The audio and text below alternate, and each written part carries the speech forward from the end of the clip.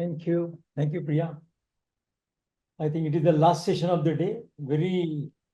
I think we had a good session so far up till now. It went very well so far because everybody has given the good presentations on the new things and we learned a lot of things today. I think last session is very important. First time we are IPA also getting into the CRO details and other things.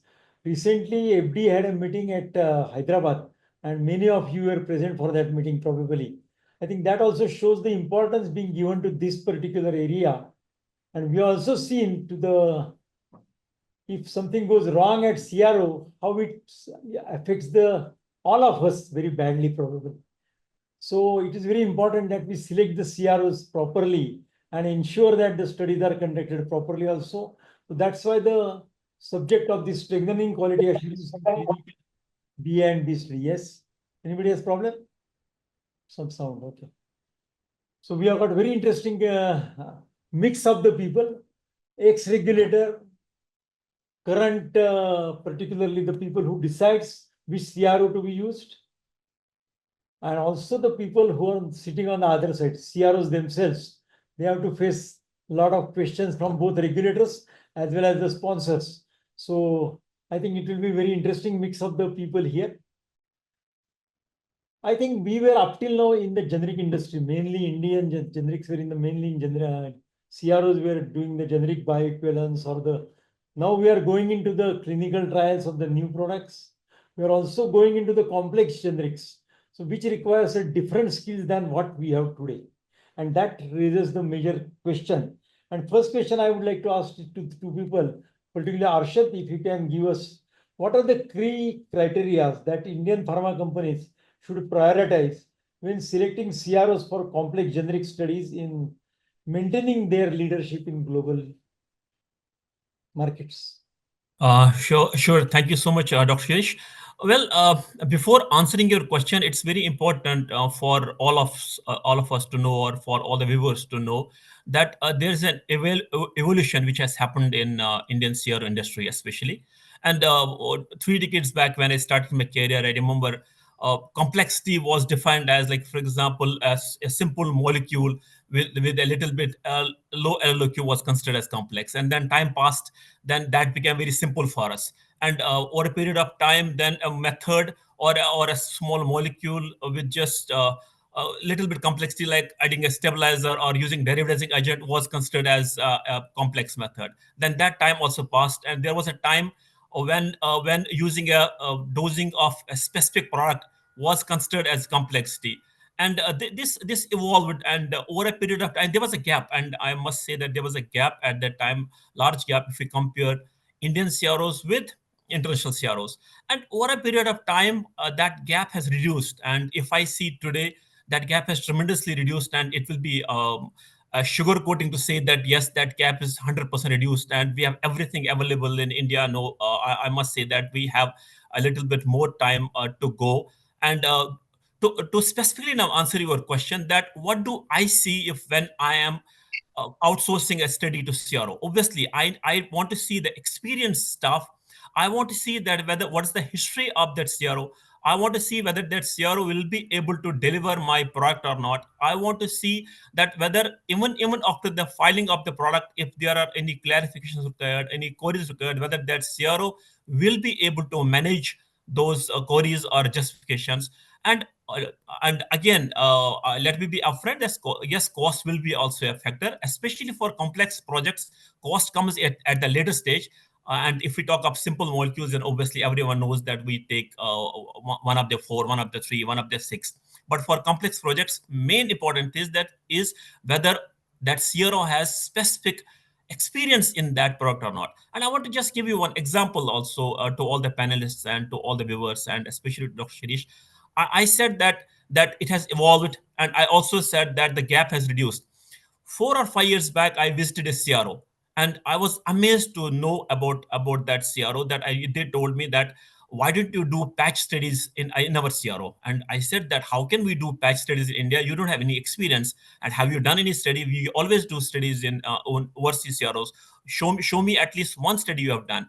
And that particular CRO actually had done one pilot study without taking any money from the sponsor, and they showed us data. They proved us that they are capable of handling that particular patch study, which was skin irritation and sensitization study. And then based on that particular one study experience and their experience and their zest and zeal for handling complexity, we gave projects to them, and they handled it very well. In fact, better than what we were expecting. What do you, Dr. Shirish? Rajendra, you all would like to add something? Yeah, I want to add. Thank you, Shirish, and thank you, Arshad. As Arshad said, there is evolution in the entire CRO, whether it is clinical or whether it is a bioanalytical and all those things. Okay, specifically when it comes to the, like, my responsibility is to qualify the CROs. Okay, after like technical evaluation, then we go for the CRO qualification. So first we see is the regulatory inspection history of that CRO. And there are two things. As a traditionally, we are now in a good position for the conventional bioequivalence studies for all our ANDA products or generic products. But when it comes to the clinical studies, specifically PK studies, still I think we are learning, and there are so many things we have to see, specifically for the patient PK studies which happen at the site hospital specifically. Involvement of principal investigator in the entire study, and that is very, very important, as well as when it comes to the quality management system for handling the entire study, okay, and handling the data. That is also very, very important that we see.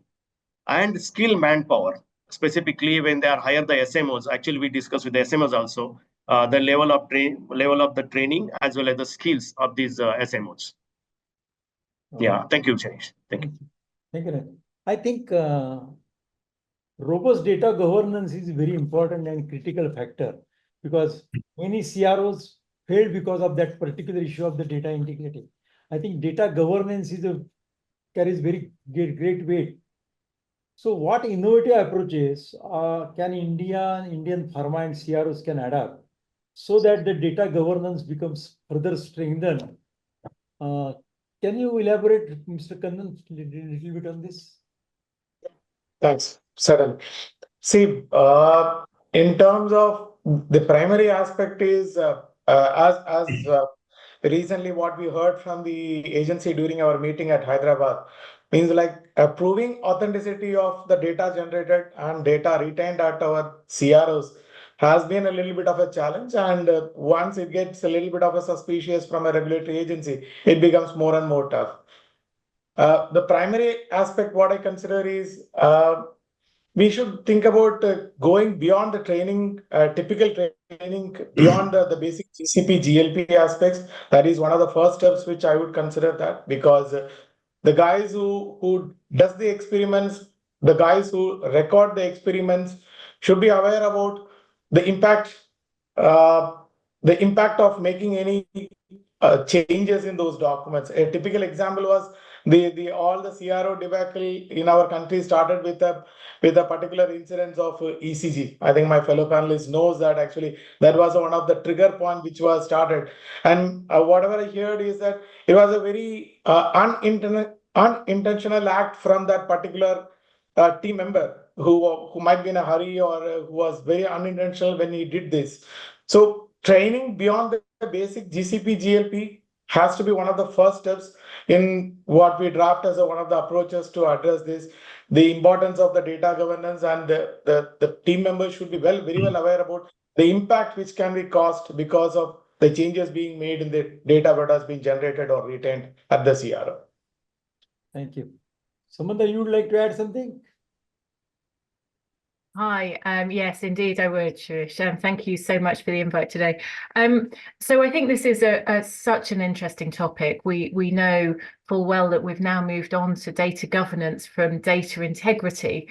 And if we think about data integrity and data governance in clinical and BA/BE studies, it takes me back to a reflection paper which I helped draft actually back in 2010 on basically laboratories that perform analysis and evaluation of clinical trial samples. So that document that was really put in place to support what we're still seeing now with those data governance issues in this type of setting.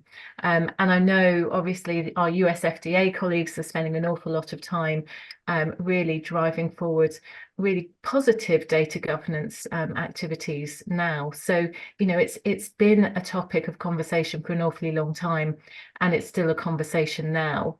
What I would say, though, is that there are tools out there that can support a more innovative approach to really managing some of the challenges. So, for example, there's things like data governance maturity assessments available, which look at everything from operational elements such as leadership and culture and policies and procedures, but also training and controls and governance, as well as things like looking across the whole data life cycle, thinking about strategic planning, and supporting processes such as auditing.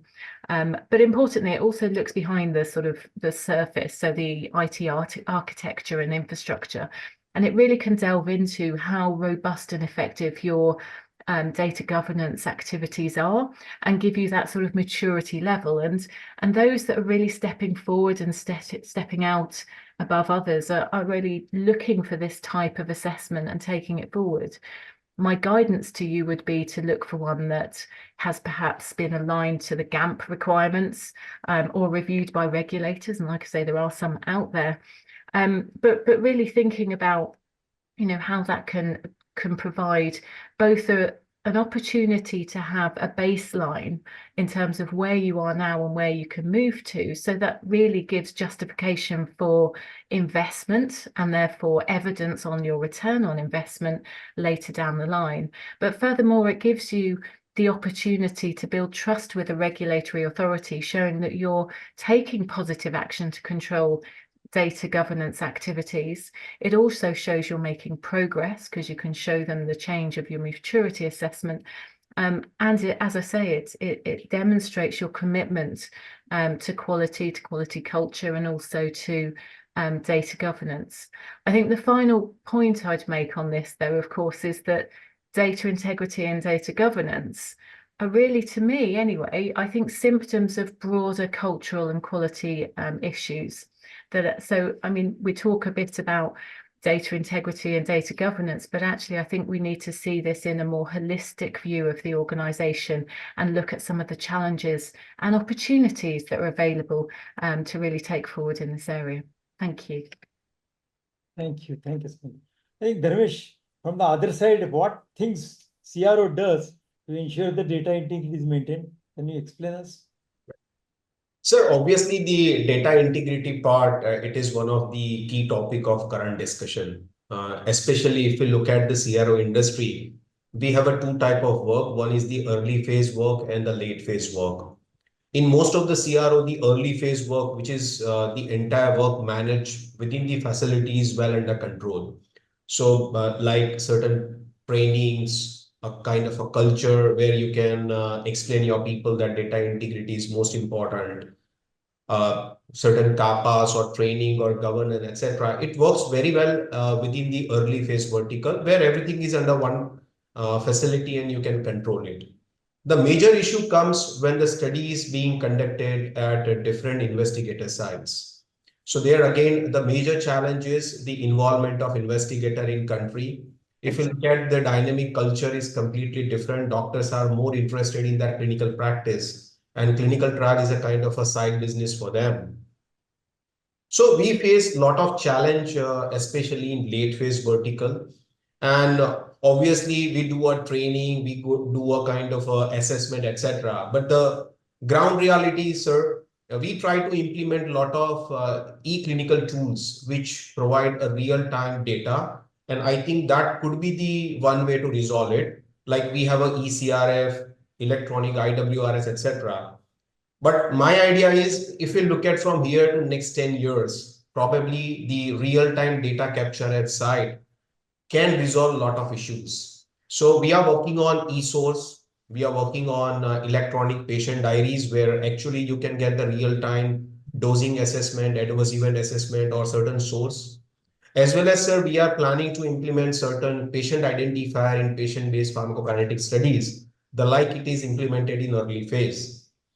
India is having a more advantage because if you look at the network, internet bandwidth, or the smartphone usage, even at poor class patients, it is absolutely penetrated very well. So probably we have a more benefit, and if we can adopt these practice, then probably we will be little ahead than the world. Thank you. I think so in the whole data integrity issues, particularly early detection is very important, right? So that how do we do this by proactive strategies so that we can know these things in advance so that we don't face the problem after something has happened, because it could impact you very badly.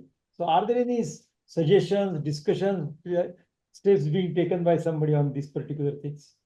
Proactive strategies to detect and address challenges because of this. Rajendra? Yeah, Shirish, I will take this. Yeah. So when it comes to the proactive approach, it's very, very important actually to avoid any issues in the studies or in the data. Okay.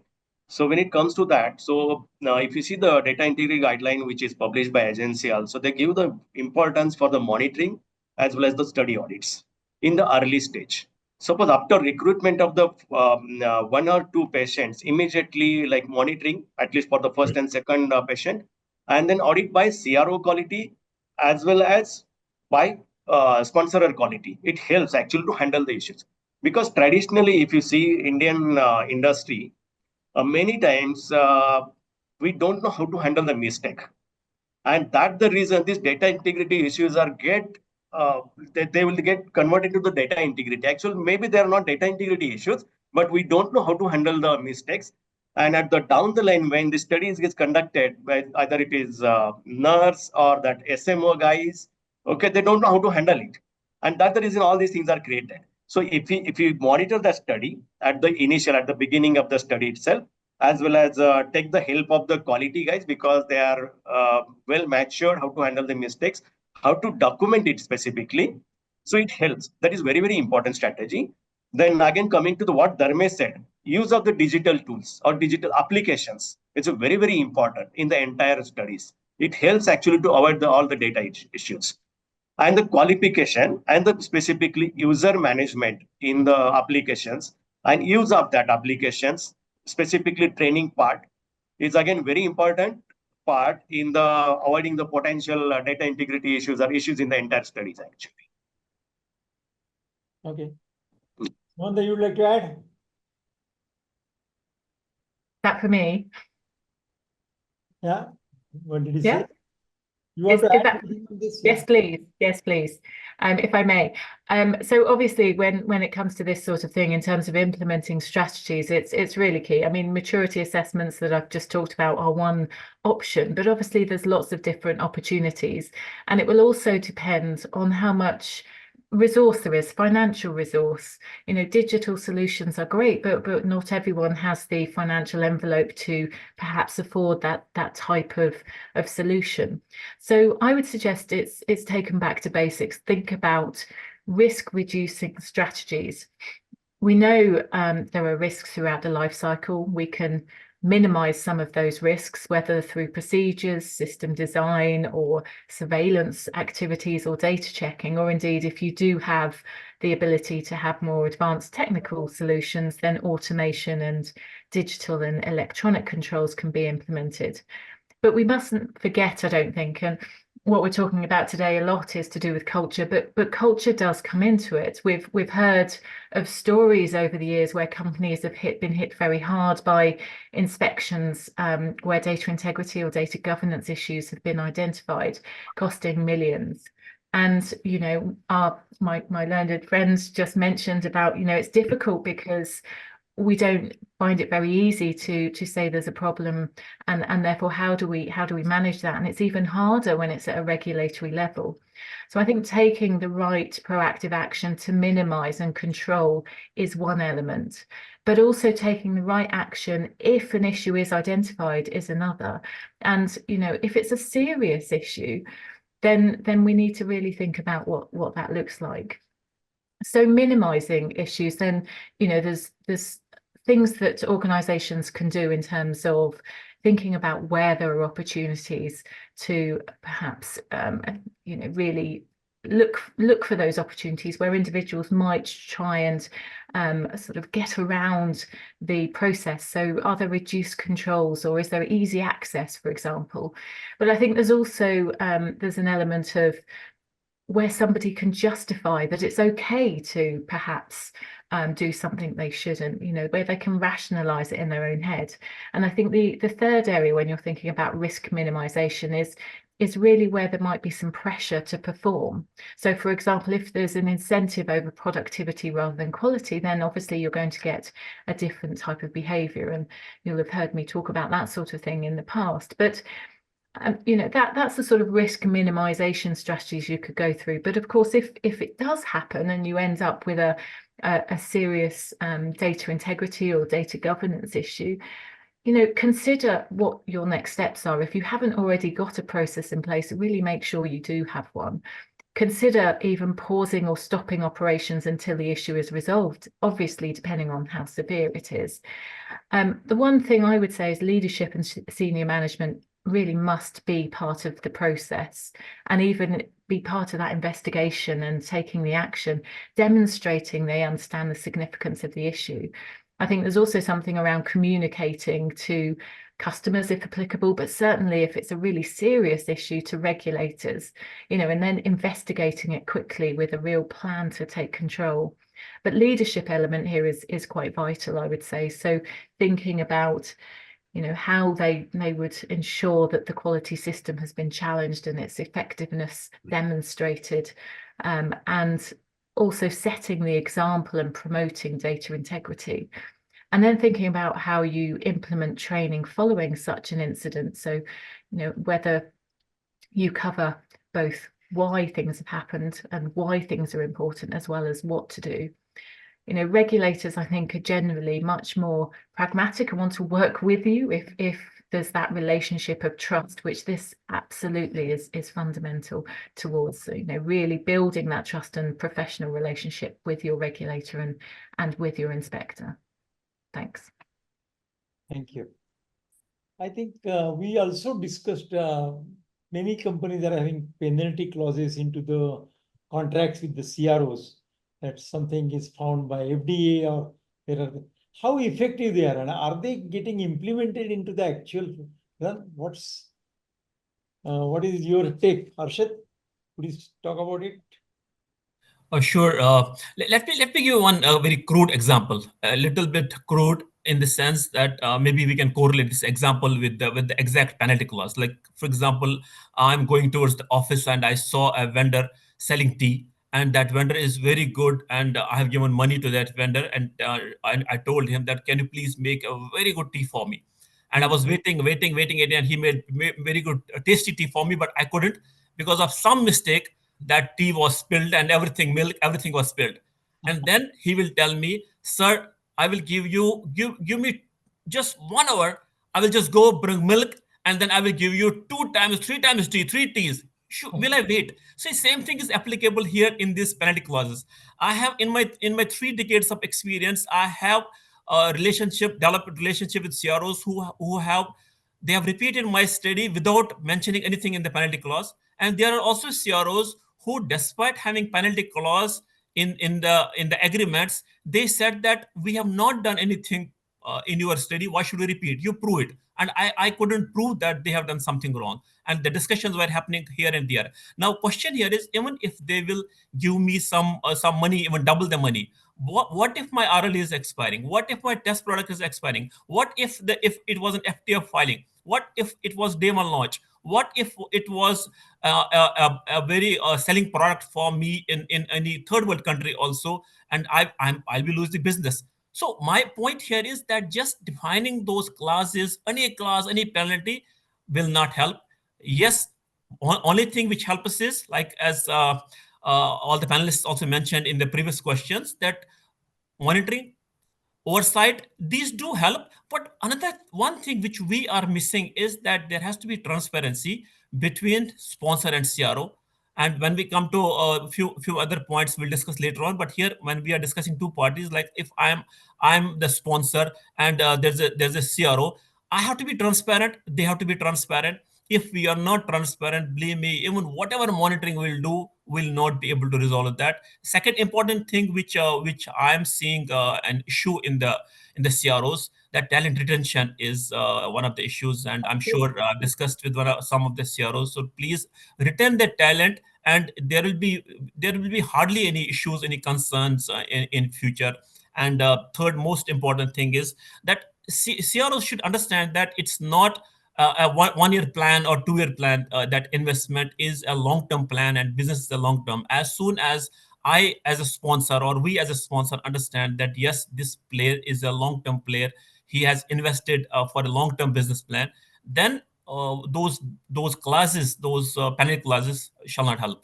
Last but not the least, I was in Hyderabad also. I asked the same question, that even if we go to court, so how, first important thing is how many of us have gone to court, and even if we go to court, is that going to help us? I don't think so. But as to summarize, relationship with the CRO, yes, monitoring and oversight, it does help. But transparency, relationship, all these things will help. And rather than putting just clause, yes, clauses should be there. Those help in the long run. Okay, so what you are saying, clauses should be there. Implementation will depend whether it is required or not required. I think you are Yes. not right. Kannan, can you give something? Yeah, I agree with Arshad. I think typically most of the master service agreement between the sponsors and the CRO captures the penalty clause, but typically the clauses covers that the CRO is liable if the study is rejected or it's not accepted by the regulatory agency. But the main concern is, see, if it might be many times possible that your study might have been accepted well by the agency, but the data integrity issues committed for observed for a particular another sponsor study has ultimately resulted in the agency suspecting all the n number of studies which has been performed in the CRO. So where do you go at that point of time? Because the CRO will claim that they have done the US study in accordance with GCP, GLP. So yes, the penalty clause might sound good, but on a real, when such a large impact because of some of these recent observations, at that point of time, the damages is much higher, and the CRO will not be in a position to cover for you the damages. So to a certain extent, this can be, the CROs can be liable, but in a large impact, I don't think the sponsors will be covered for their losses on that. I would like to hear from Dharmesh because he can give a view from another side. Dharmesh will talk about it. Yeah. So I see most of the point I think Arshad Bhai and Dr. Kannan has already covered. Sir, as a CRO, we don't mind to accept the penalty clause. The reason is sometimes it gives some more confidence to sponsor, because when we look at from sponsors angle, then they also have a lot of apprehension about proper execution of study, data integrity, submissions, query response, etc.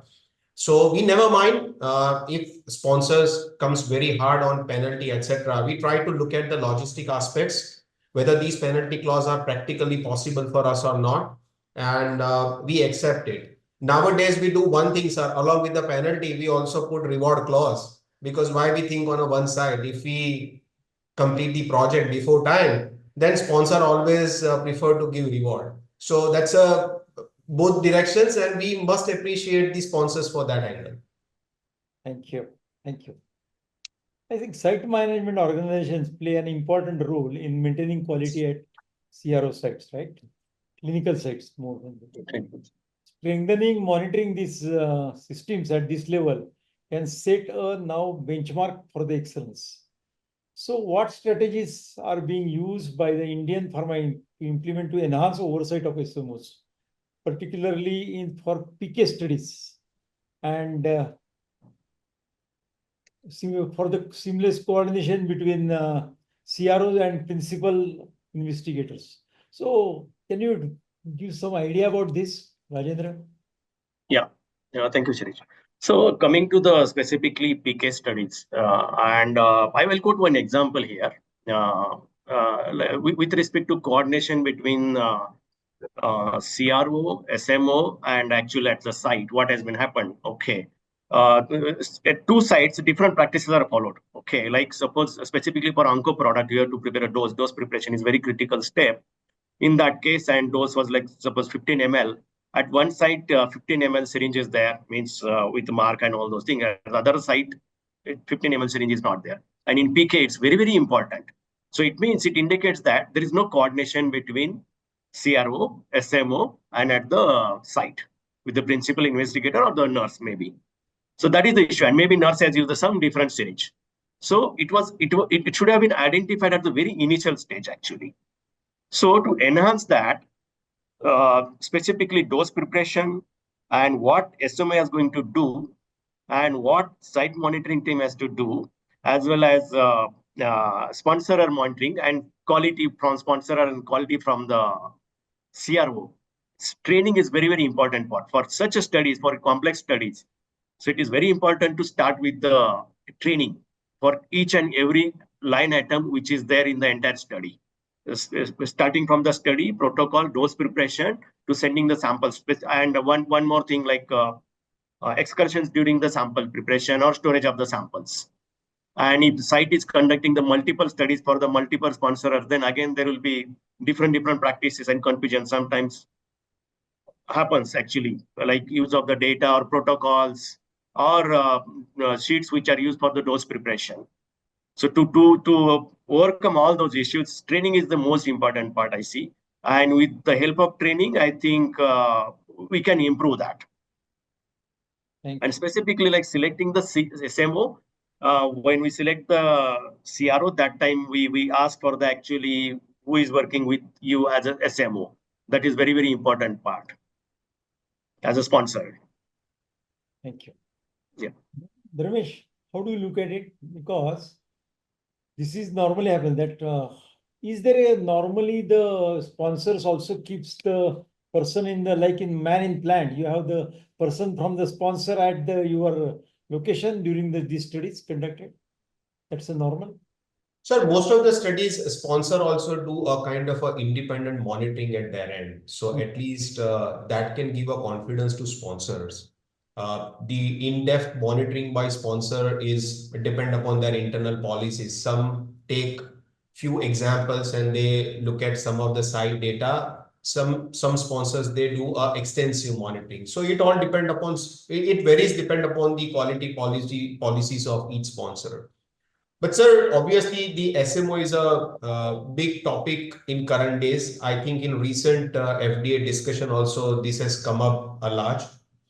The major issue is in India, if you look at the clinical trial, especially at site level, see investigators, they are not devoting their full-fledged time to clinical trials. The reason is, if you look at their practice, their 70 to 80% time is always goes on a practice. They look at 50, 60 patients in a day. So logistic aspects they cannot manage, like sample collection, sample management, or investigation, product courier, shipments, or patient follow-up. So they need SMO help. The SMO is not well regulated. And I think the best part is, like few years back, the local our DCGI, they control the ethics committee with certain registration process. I think if we want to regularize SMOs, then one process could be regulators can initiate a SMO registration process where SMOs should be registered, their SOPs, their staff, their training, etc. should be registered with DCGI. And if the SMOs are properly registered, then should be utilized. As a part of processor in our organization, we make sure that if SMO is involved, then SMOs are properly selected by us, like the way we select investigator or sites. SMOs are part of contract agreement, so at least we can define their roles and responsibilities. And they can be a part of one of the signatory authority in clinical trial agreement. So that's how we try to put more spotlight on them and they can be regularized. But I think it's a good opportunity for government to regularize it, and it's required. It also creates a lot of job for pharma graduates if we can harmonize these things. So, Shirish, I want to take 10 seconds here. Sorry for that. So specifically, when it comes to the SMOs, I have experience specifically studies which are managed by the hospitals. There are hospitals we manage the studies there in-house. Okay, they are very good as compared to if we are hiring the SMOs Oh, because they have experience and the same people are working there. Okay, so if you see the data and the overall study, it's really very good. that's good. Yeah, thank you. I think one of the issue which was discussed during the recent with Hyderabad, we have made together, all of us we made together by FDA, is related to the transparency which they expect from all of us, right? How do we become more proactive with the regulatory agencies in being transparent? They expect us that any issue you found out, you need to discuss this. Now, what approaches we should take to this? I think if we can, I think again I will ask this to Arshad because he's quite experienced in that area. Sure. Again, there's an example. There was a CRO, I think 5 years back. They had lost one sample, and then they went to their internal quality assurance team that what should we do? And the process which was governed through that quality assurance team was that it took them 6 months to complete that investigation and to come up with some solution. And then finally, he's a friend of mine, and he told me that I will never go to QA now. So same thing is applicable here. We need to understand that if for example, as a CRO, if a CRO is going to the regulatory agency, that there is something has happened, or maybe minor issue has happened, or even major issue has happened, are they open? Practically speaking, I have not seen it. Even with respect to sponsors, also, if a CRO is coming to me that Arshad, yes, I have found this integrity issue. Can you help me out?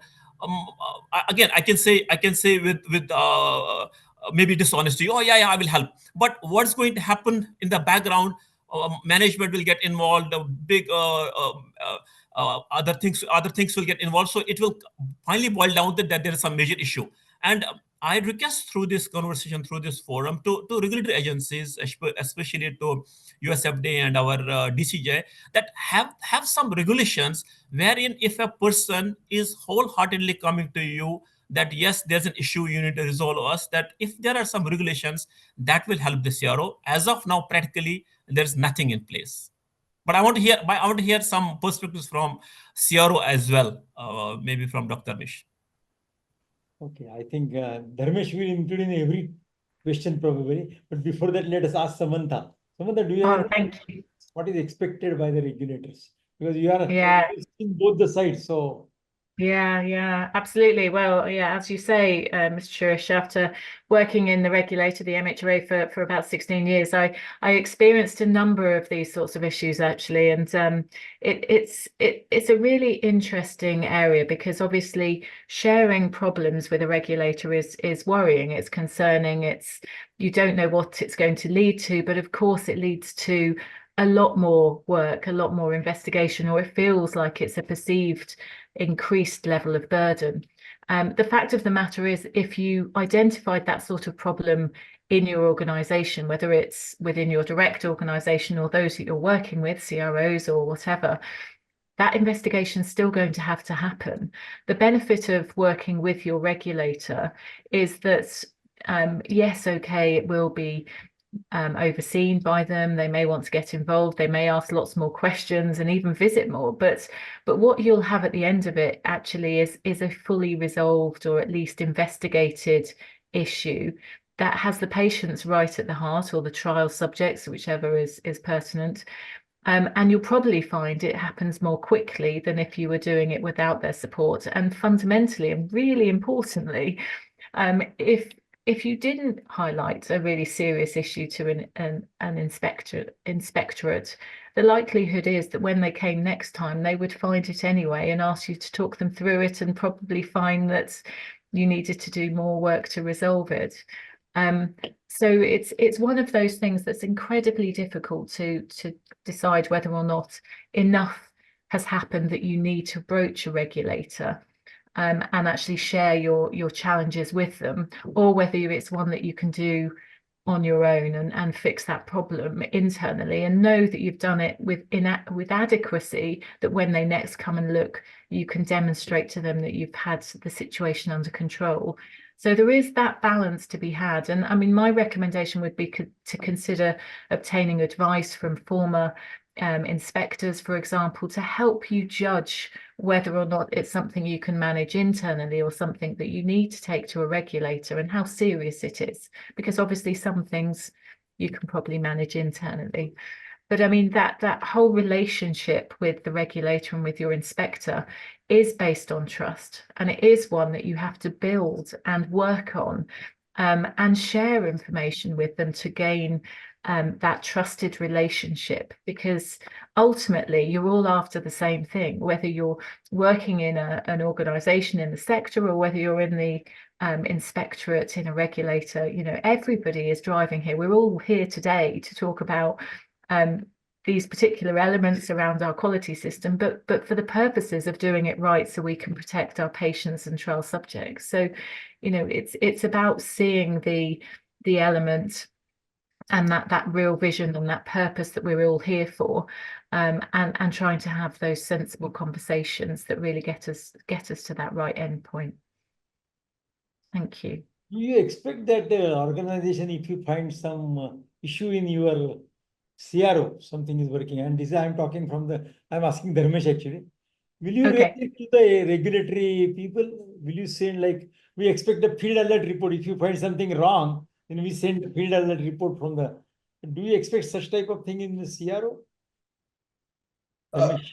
Sir, difficult to answer this question, very honestly speaking. See, we like our organization, we try to do open communications with sponsors. And especially if I look at my vertical, I am managing patient-based studies. There, ideally, we are facilitator. Nothing is in our control. Patient is recruited by doctors. Once the recruitment is over, we will get the follow-up letter from them. This patient is recruited. So now we need to manage whether the patient is rightly enrolled or not. We make sure that no wrong randomization should happen. If it happens, then we try to withdraw that patients. So we believe in open communications. Until dated, it worked very well. In our opinion, if it's an open communication, that gives a confidence to your regulators and it automatically enhances the data integrity part. So if it is a mistake, we never mind to document that as a mistake. So we never hide things because eventually that helps you in the making process enhancement. That's good. Thank you. I think one of the important criteria is today, again, if you want to avoid the problems of the data governance and data integrity particularly, then the digitalization is a rule. What we have seen at least is manufacturing in the pharmaceutical that is going in a big way now. Almost everybody is going to digitalize their operations so that all Alcoa principles and other things will be easily applicable without any problem. So do you expect such type of digitalization, and what steps Indian pharma companies need to digitalize their operations? So if you can give some idea about this, that will help us. Rajendra? Yeah.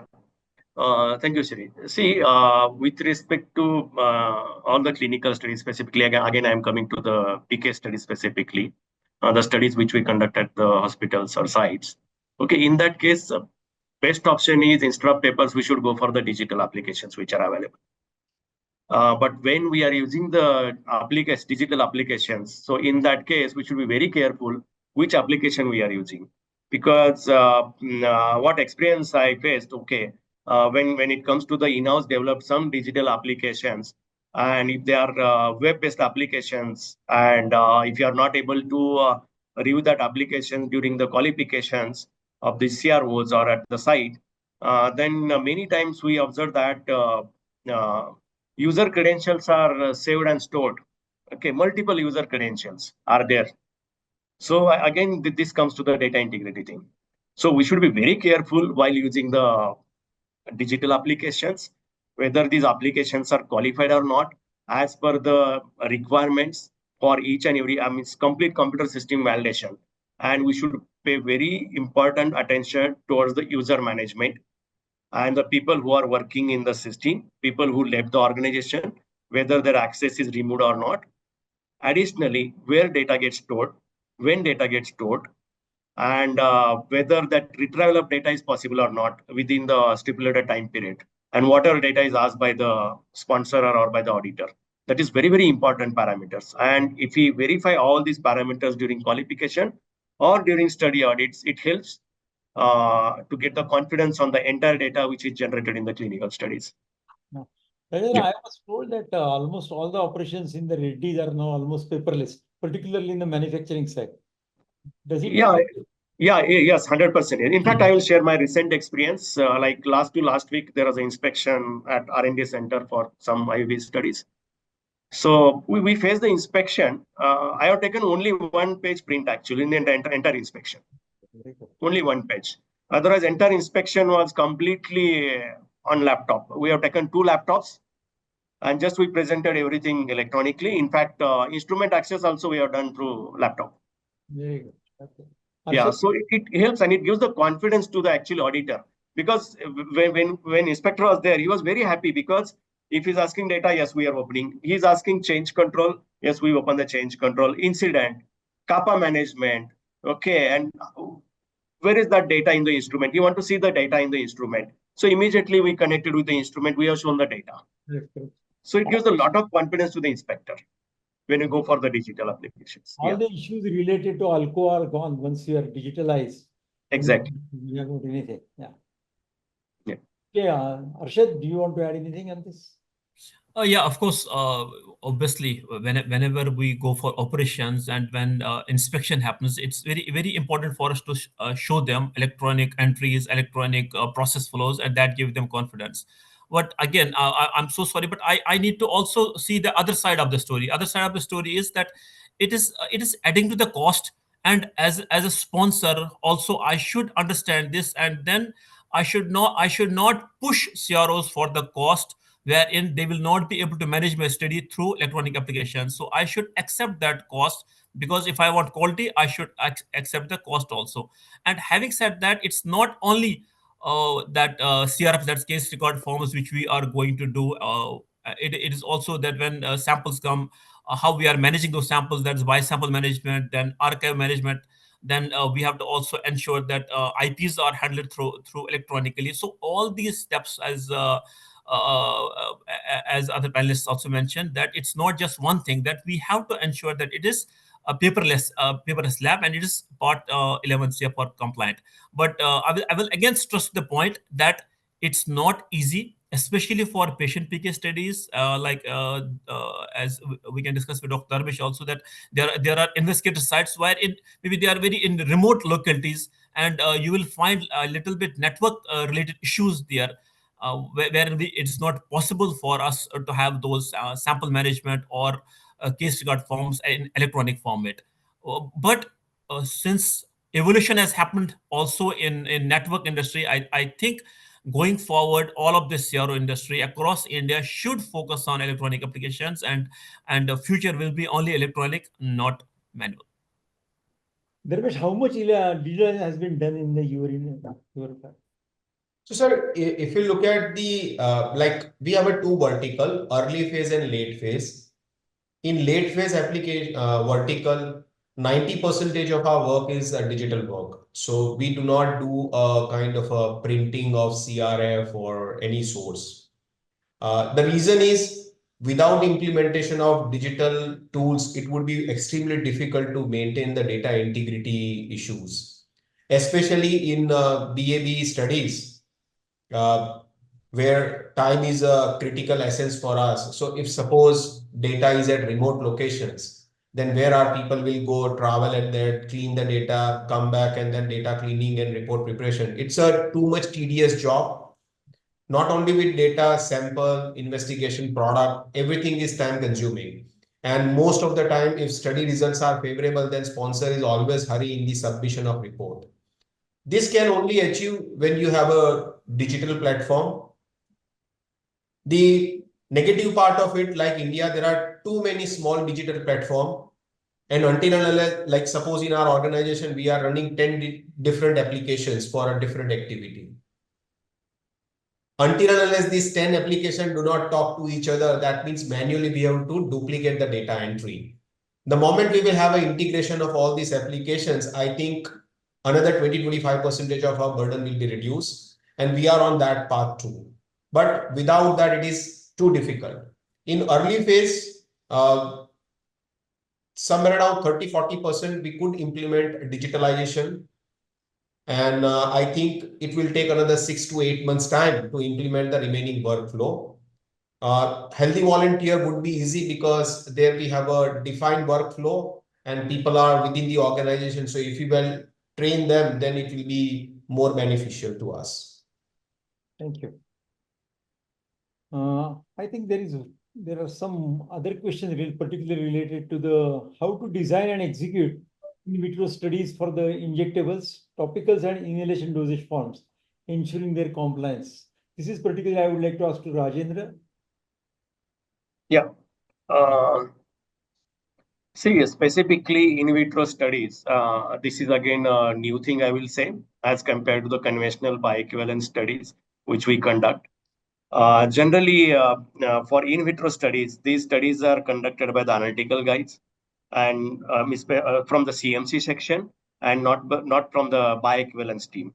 But actually, this comes under the bioequivalence. So whenever their inspection happens at that site, these inspections are done by the bioequivalence teams. In fact, the integrity and surveillance also done by the bioequivalence section, not by the CMC guides. And the way studies are conducted for in vitro studies are there mostly they are considered as a CMCs, not the bioequivalence. So we need to design first of all SOP, separate procedures, and separate manpower, including training, protocol training, the way we do it for the bioequivalence for all the CMC guys which are involved in this in vitro studies. Then we can avoid any I will not say integrity issues or whatever issues are there in the studies, and the studies can be conducted as per the requirements. So that is very very important. And specifically in case of inhalation studies, there are a lot of studies we have to generate. A lot of data has been generated. So there is a high possibility that transcription errors can be possible. So to avoid that, if there is a possibility of the use the digital tools or applications, whatever it can be in-house developed to avoid any transcription errors from the raw data to the actual report.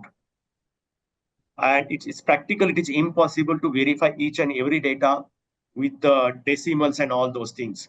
So definitely we should avoid that and we should use the digital applications in the in vitro studies. Thank you.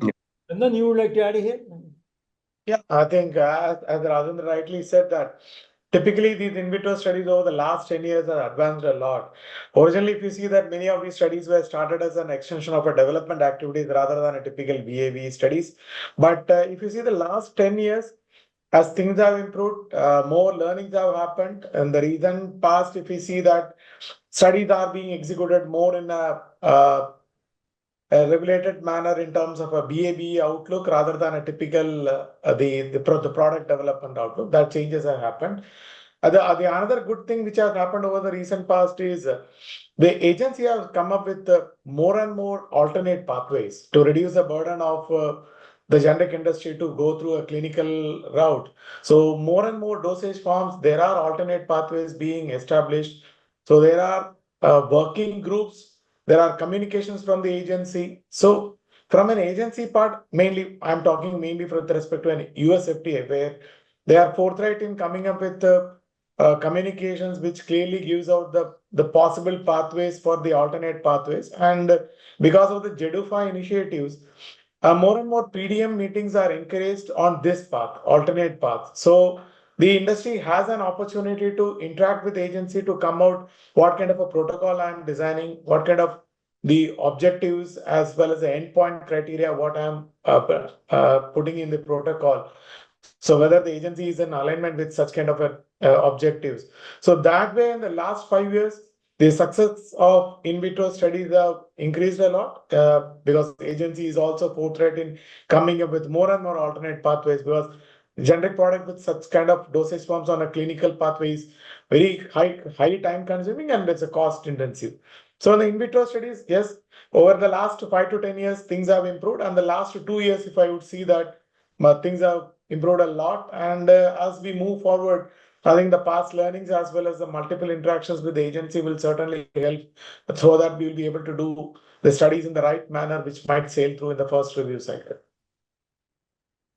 Thank you, Kannan. Actually, we are now left with the time is only 4 minutes or 3 minutes. So we have got only last question we'll complete. I don't think we can complete all the questions, but that's okay. I think we have covered a majority of the part. This is last question is related to the Indian regulators. What help or advice you would like to give it to the Indian regulators so that we can become more, we can face all international audits, also become globally available to them for doing these studies.